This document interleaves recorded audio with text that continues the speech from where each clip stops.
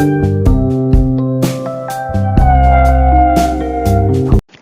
Guys, welcome back to my channel and मेरा नाम है उजाला दिलीप ठाकुर। और आज मैं आप सभी के सामने दशहरे पर एक नई स्पीच लेकर आई हूँ। तो जैसे कि आप सभी जानते हैं, दशहरा इस साल 25 अक्टूबर को आने वाला है।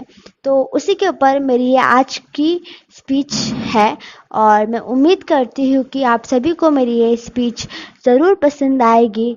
तो इस वीडियो को अंत तक देखना ना भूलें। तो चलिए शुरू करते हैं हमारी स्पीच।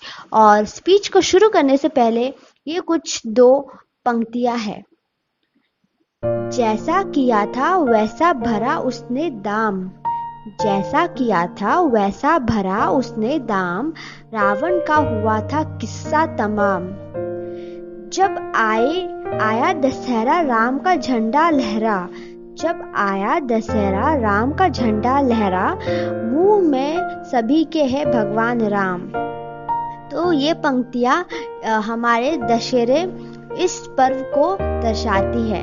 तो अब चलिए आगे बढ़ते हैं हमारे स्पीच की ओर।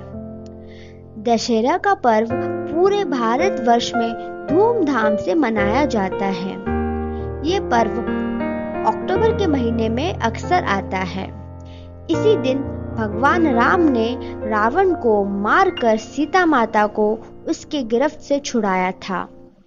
सीता माँ को छुड़ाने से पहले उन्होंने चंडी माँ की पूजा की थी, इसलिए हम 9 दिन की पूजा करते हैं देवी माँ की, और उसे हम नवरात्रा कहते हैं। इसके बाद भगवान सीता माता और लक्ष्मण के साथ अपने जन्म स्थान अयोध्या लौटे थे। इसी के साथ भगवान राम का 14 वर्ष का वनवास भी समाप्त हुआ था। तो चलिए अब हम ये जानते हैं कि इस दिवस को हम पूरे भारतवर्ष में कैसे मनाते हैं।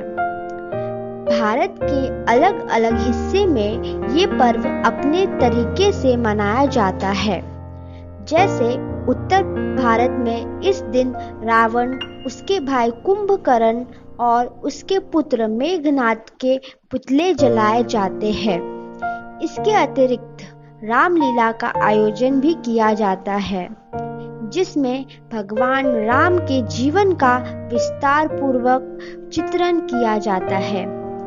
पूर्व हिस्से में इस पर्व को दुर्गा पूजा के रूप में भी मनाया जाता है।